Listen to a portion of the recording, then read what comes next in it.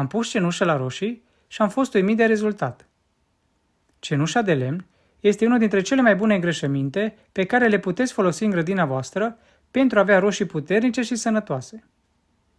Este bogat în fosfor, magneziu, calciu și mai ales potasiu, un element esențial pentru plantele de roșii, care au nevoie de mai mult potasiu pentru a produce roșii mai mari, de calitate și sănătoase. Reglează pH-ul, reducând aciditatea dacă aveți solul puțin acid, rezultând roșii mult mai dulci și pline de gust. Este important însă ca cenușa să provină de la lemne și nu de la plastic ars sau lemn vopsit, deoarece acea cenușă va conține substanțe toxice. Câte cenușă punem la rădăcina fiecare plante de roșii?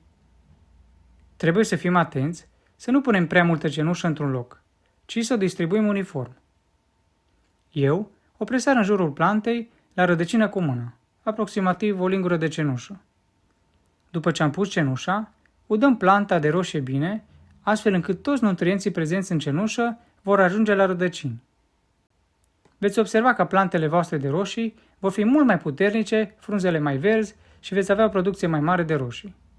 Eu de când folosesc cenușa în grădină, roșiile mele sunt mult mai sănătoase, mai mari, dulci și pline de gust. Pe lângă faptul că oferă nutriție plantelor, cenușa acționează și împotriva dăunătorilor, ținând la distanță afidele, larvele și melcii. Puteți să o folosiți și ca insecticid diluat în apă. Care este rețeta? La o cană de cenușă de lemn adăugăm 10 litri de apă. Amestecăm totul foarte bine și o lăsăm timp de 24 de ore. După ce au trecut cele 24 de ore, filtrăm soluția și putem trece la stropit. Este important să stropim plantele ori dimineața de vreme, ori seara.